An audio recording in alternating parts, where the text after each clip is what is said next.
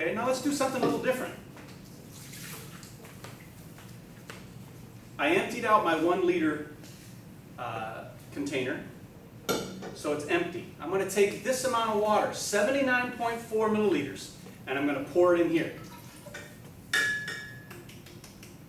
But now we're going to pretend that you never saw the first 5 minutes of this video. You're coming into the room and you're seeing just what's in front of me now. You did not see this graduated cylinder at all. You don't know that there's 79.4 milliliters. Okay? All you know is I have an amount of water that comes up to here in this container. And I'm telling you that this container is a 1 liter cylinder. That's it. There's no markings on it whatsoever. Now, the first question I'm going to ask, and Steve, can you help me out again here? Sure. Could you say, looking at that there are 79.4 milliliters? No. Not on your life. You can't. There's no 70 line. There's certainly no 9 line. There's not even a 0.4 line. You have no idea what that measurement represents. So then if we were to take a measurement, Steve, what would you say now? How much water do you think is in there? I'd say about 0.1 liters. 0.1 liters, 1/10 of a liter. Okay, so what he did in his mind is he took this 1 liter and he divided it into 10 equal portions, and he found out that since the water's there, it's about 1/10 of the way. That's a very good estimate, I agree. So let's put that down here. We'll say that it is 0.1 liters. That's how you describe 1/10 of a liter. Okay, now let's go back to the millimeter measurement. If we were to divide milliliters by 1,000, okay, we could actually get liters. This number can be rewritten as 0.0794 liters. Okay? Now, my question is, are these two numbers the same? Well, these two are the same. Are these two numbers the same? No. Yet the amount of water is the same. You saw me pour this into here. The amount of water is exactly the same. So what's going on here? Well, what we're describing to you is precision. One of these two instruments is more precise than the other one. So Stephen, which one was more precise? This one or this one? The 100 mil cylinder or the 1 liter cylinder? The 100 milliliters. Right. This is more precise. How do you know? Look at this. It has 1, 2, 3, 4 decimal places versus the liter container only has 1 decimal place. And so let me get rid of this. We don't need that anymore. So to make less confusion, the mathematicians and scientists said, let's use something called significant figures. We're saying in this measurement that there is 1 significant figure. In this measurement, we're saying there are 3. Can you see the difference now? Yes.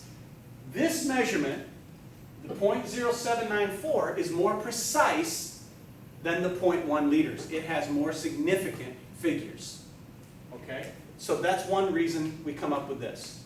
Now, hopefully you have a question in your mind. I'm going to get rid of this for a minute. Most of you should have a question that says, wait a minute, what about the 0?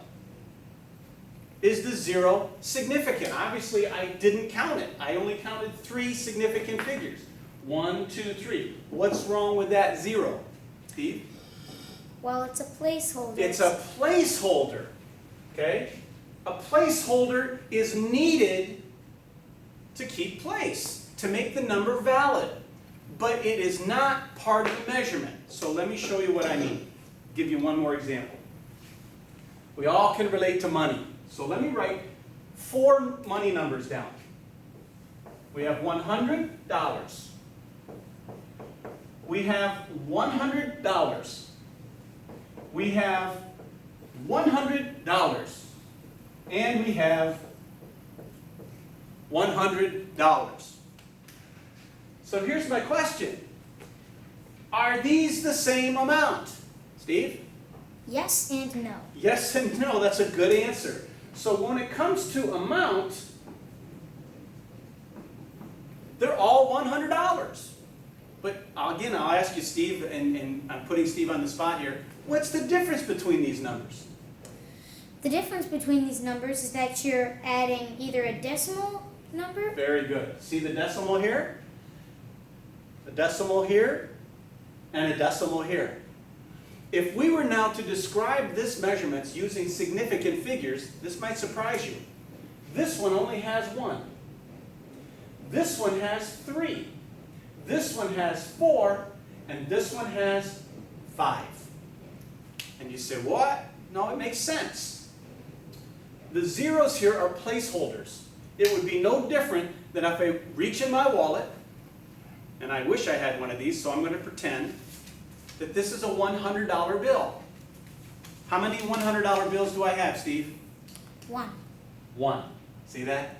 There's only one significant figure. Even though there are 2 zeros in 100, it's only 1 bill. So the precision of a $100 bill is not that much. If I add a decimal there, I change that, it is now a $1 bill. That decimal means that is a 1, that one's now, I have $1 bills. So Stephen, how many $1 bills would I need for 100?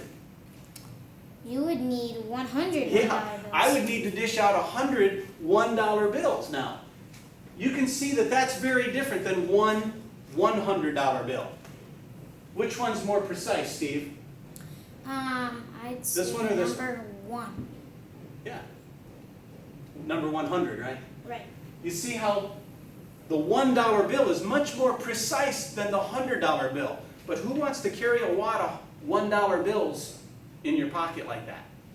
We would rather carry a $100 bill than 100 $1 bills. It's the same amount, but the precision is very different, and therefore the number of significant figures is different. In this measurement, we go even another decimal place. That would be dimes. How many dimes would you need for $100? Yeah, a whole lot. You need 100 times 10. Oh. That's 1,000 dimes. Actually, you can see it right there. You need 1,000 dimes if you get rid of there. 1,000 dimes. Can you imagine bringing that into a store to pay for a $100 item? Whoa. They'd probably kick you out. And then look at this one. You have 2 decimal places after the $100. It is still $100, but now you're talking pennies, because that's 100th of a dollar. So how many pennies would you need?